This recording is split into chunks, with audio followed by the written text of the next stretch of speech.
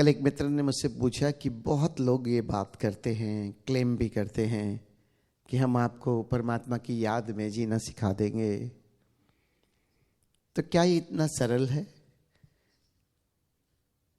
और क्या ये पॉसिबल है कि हम हर समय उस परमात्मा की, उस एग्जिस्टेंस की याद में जी सकें?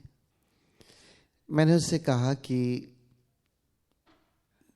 पहले तुम मुझे इस बात का जवाब दो कि किसी की याद में जिया कैसे जाता है। और किसी कवि ने ये भी कहा है कि तुम भूलो ही नहीं कि तुम्हें याद करना पड़े, क्योंकि जब तक हम सूत्र नहीं समझेंगे कि याद का सूत्र क्या है, तब तक ये पॉसिबल नहीं। और इसका कोई फॉर्मूला नहीं हो सकता।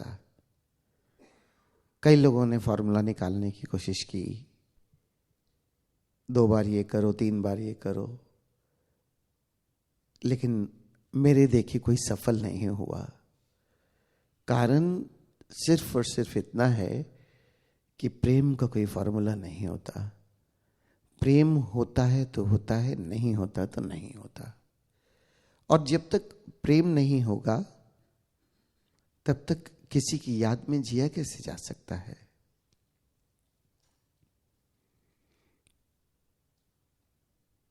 और सबसे बड़ी बात कि तुम जिसकी याद में जीना चाहते हो, जिससे प्रेम में पड़ोगे, उसका कोई वजूद तो होगा। जब तक तुम किसी के वजूद को ही नहीं जानोगे तो उससे प्रेम कैसे करोगे? तो अगर परमात्मा की याद में जीना है, उसके स्मरण में हर समय रहना है, तो सबसे पहले तो उसके वजूद की बात होगी कि उसका वजूद है क्या।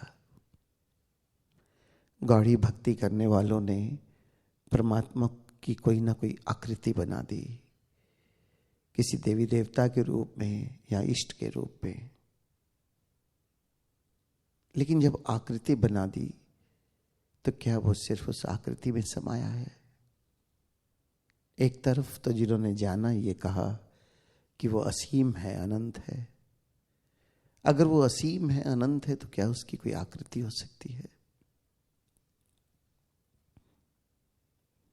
तो उसके वजूद की बात जब तक ना होगी, जब तक उसकी वजूद को अनुभव ना किया जाएगा, तब तक उसके प्रेम में पड़ोगे कैसे? हाँ, एक बात निश्चित तौर पर जिन संतों ने जाना, उन्होंने उसकी जब व्याख्या की तो ये की कि वो निराकार है। निराकार है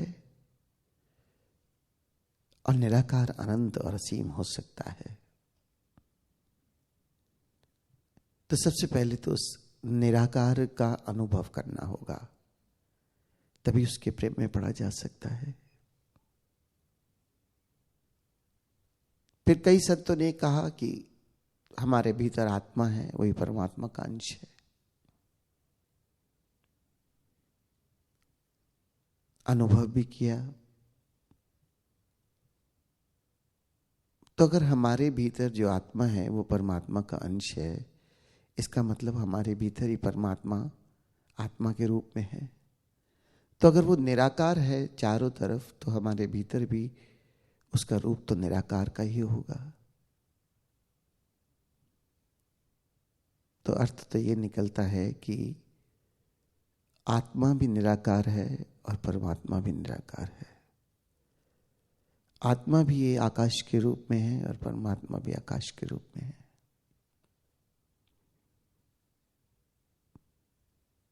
क्योंकि जब तक हमारी समझ ठीक से अनुभव नहीं कर लेगी, हम उसे जान नहीं लेंगे, तब तक उसकी याद में जिया नहीं जा सकता।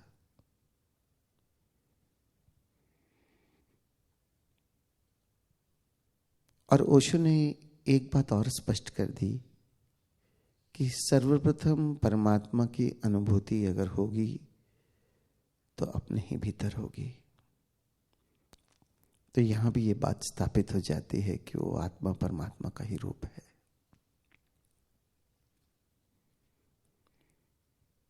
तो पहले अगर बात करें तो सबसे पहले अपने भीतर अनुभव करना है, फिर उसके फैलाव में परमात्मा की अनुभूति चारों तरफ, और फिर उससे प्रेम, और फिर संभव है कि उसकी याद में जिया जा सकता है।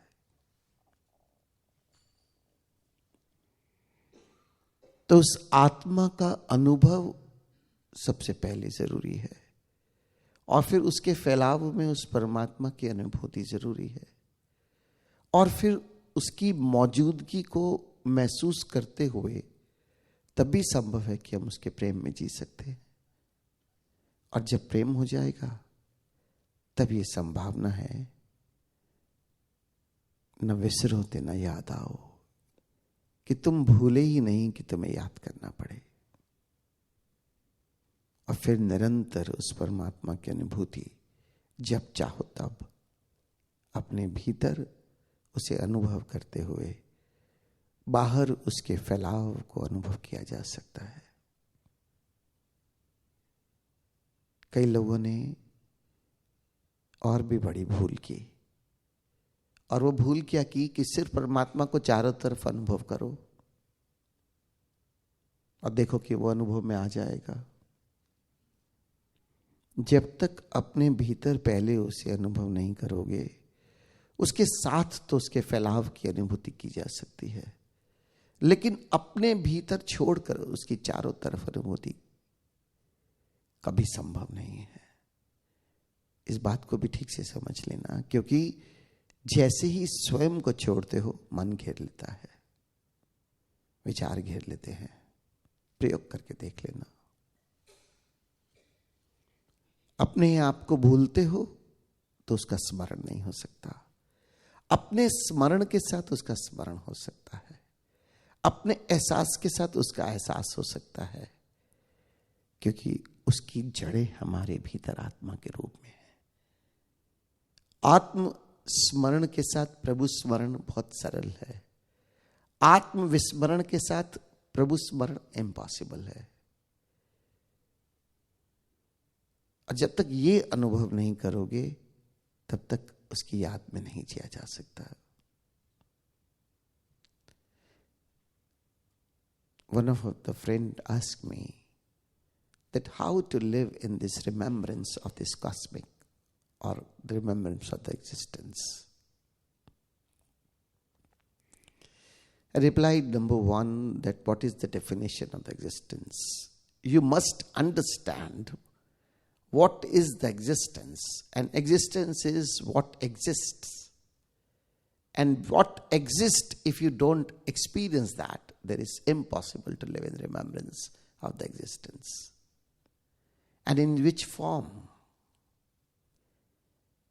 Many people think that there is a form in which existence is just there. And in our eastern parts of the world, they explain sometimes in any of the shape of deities, or in any form which is confined, and they called it a god. How can you just confine the power or the existence in just a form? But how it exists, you have to experience first that. And if it is infinite, if it is vast, it can't be confined in any one form. So first of all, you have to experience and you have to understand the definition of existence. And Osho has defined it that whosoever has experienced the space, the liveness of the space, not only the space, the liveness of the space around you, in you, that is the definition of the godliness or the existence. So it is not important that you experience only the space around you or space within you. It is important that you have to feel the liveness in the space. That space is life. It responds. It gives response to your feelings or your inside space when you want to experience it.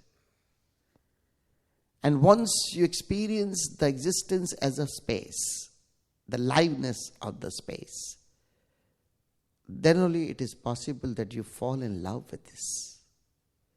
And unless and until you fall in love with this space, it is impossible to live in remembrance of the space.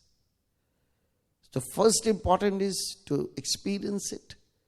Then the second important thing is, once you experience it, and now you have to feel the liveness, and you are to feel the love for this liveness. And when you are in love for the existence, then there is a possibility that you can live in its remembrance. Because in the worldly love also, when you love someone, you don't have to remember that person. Underneath, the remembrances keep on going, keep on going, keep on going. And what is the use of this love? For the mind, I am describing the use. The love itself has no use.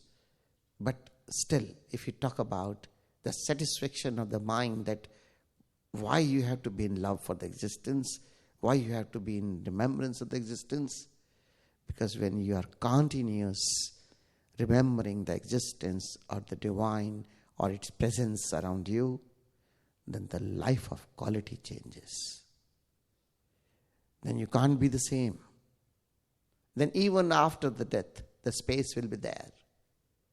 Your space as a consciousness and the vast space as existence. So when you leave your body, you can feel the existence as a space, and you are there with your beloved because you have fallen in love with that space when you are in the body. The most important thing is to experience and then fall in love with it. And then the remembrance will come automatically. And the quality of life changes. Because you are not in mind now. When you are in remembrance, Osho has explained that once you want to experience this existence, you have to first experience the space within you as a consciousness. Because my consciousness is the part of superconsciousness, and both are one. So be in remembrance of your consciousness, and then it is possible to live remembrance of the superconsciousness or the existence. और दूसरी एक बात और समझ लेना, हमारा जीवन जो हम जी रहे हैं वो परिस्थितियों से प्रभावित है, वो घटनाओं से प्रभावित होता है. तो अगर हम जीना चाहते हैं उस प्रभु की याद में, तो ऐसा ना समझना कि हर समय तुम उस परमात्मा की याद में जी सकते हो. कभी आत्मा की याद और कभी परमात्मा की याद और कभी दोनों की याद अलग अलग समय में ये बनी रहेगी. क्योंकि ये ऐसा कोई फॉर्मूला नहीं है कि तुमने हमेशा स्वयं को भी याद किया और परमात्मा भी याद आता रहा. अगर प्रतिकूल परिस्थितियां घट रही हैं चारों ओर, तो उस समय संभव नहीं है कि उस परमात्मा की याद बहुत सरलता से बनाई रहे. उस समय अपने भीतर लहरें उठ रही हैं, उस समय अपने भीतर एक तूफान है, अपने भीतर एक अशांति निर्मित होने की संभावना है. उस समय बहुत आवश्यक है अपने भीतर के स्पेस में अपने आप को स्थापित करना, अपनी आत्मा को याद रखना, आत्मस्मरण में जीना. और जब सब कुछ अनुकूल है, जब सब प्रकृति में हो या ऐसा वातावरण है जो पूरा पॉजिटिविटी से है, तब आत्मा के साथ परमात्मा की याद बहुत सरलता से बनाई जा सकती है. क्योंकि जब तक ये समझ हमें हमारे भीतर निर्मित नहीं होगी, तब तक मुश्किल है उसकी याद में जीना. तो चाहे आत्मा की याद में रहो, चाहे परमात्मा की याद में रहो, आत्मा के साथ बात एक ही है, लेकिन अपनी अपनी परिस्थितियों के हिसाब से उसको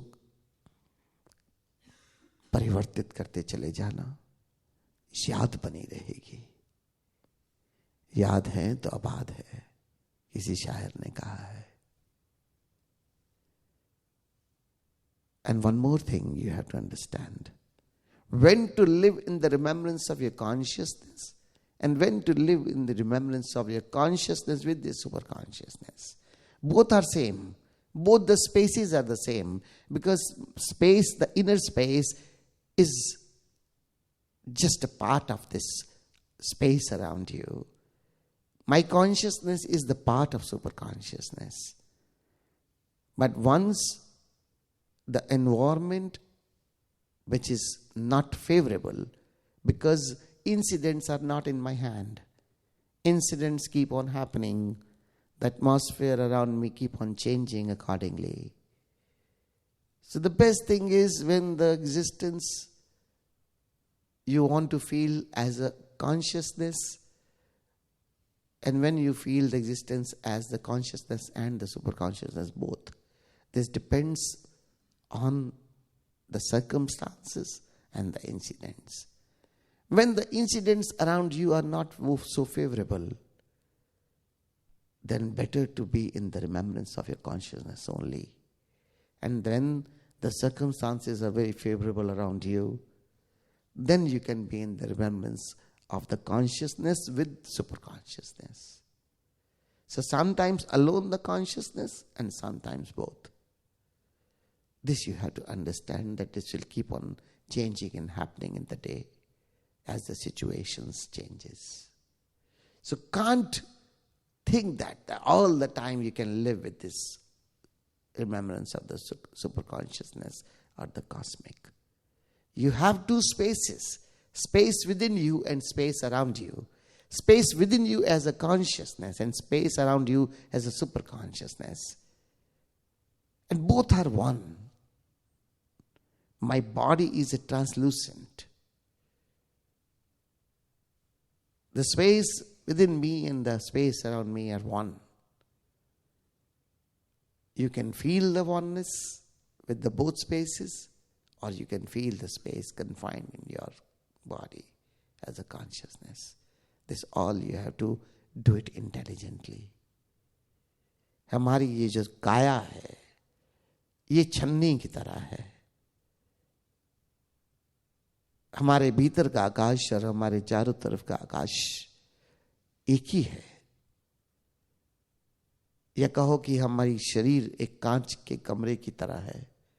अब प्रकाश जो कांच के कमरे के अंदर है और प्रकाश जो कांच के कमरे के बाहर है, उस दोनों को कैसे विभाजित करोगे? लेकिन फिर भी अगर अपने भीतर ही रहना चाहते हो उस कांच के घर में, तो अंदर वाले प्रकाश को बहुत आसानी से महसूस कर सकते हो. जब अपने भीतर अपने आप को रोकना है, बाहर तेज हवाएं चल रही हैं, तूफान आया हुआ है, तो बेहतर है कि भीतर अपने कांच के घर में इस भीतर के प्रकाश के साथ जियो. और जब बाहर भी वही अनुकूल वातावरण और भीतर भी अनुकूल वातावरण, तब ये दोनों प्रकाश को एक हो जाने दो. And the other beautiful example is, you can feel the walls of the body are made of the transparent glass. And if there is a light in the daytime inside the glass house, you can easily feel that both the lights are the same. In the body, the light and which is the glass walls, and the light around the body or around this room is the same. When there is a thunderstorm outside, you can be in your house and feel the light within yourself. And when everything is comfortable or normal, you can feel the light in you and around you. These are the different examples that your space and the space around you are one. So with the intelligence, with your intelligence, feel it, experience it. आने वाले 6 दिनों में हम ना केवल अपने भीतर और बाहर के आकाश का अनुभव करेंगे, बल्कि दोनों जब शत्रु के बीच में ये गैप्स भी होगा, तो कोशिश करना कि वो याद बनी रहे। कोशिश करना कि भीतर के आकाश को अनुभव करते चले जाओ। अगर मित्रों से बातचीत भी करो तो एक छोटी सी याद अपनी बनाए रखना, अपने भीतर के आकाश की।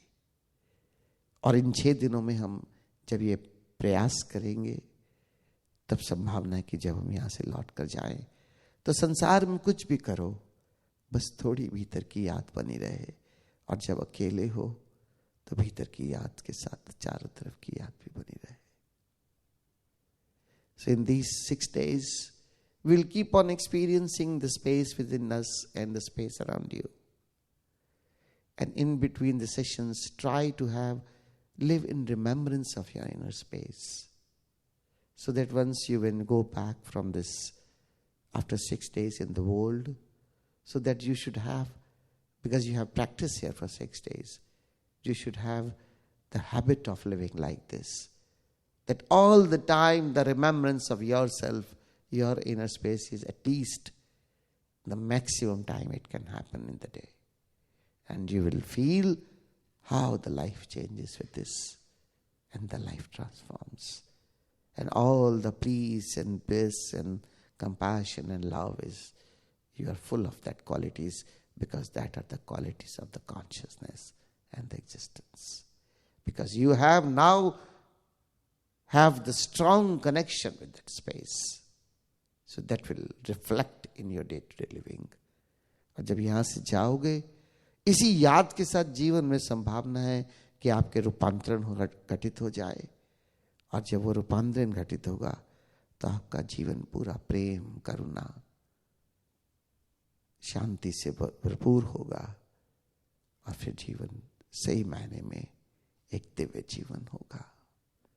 And that's life you can call the divine life.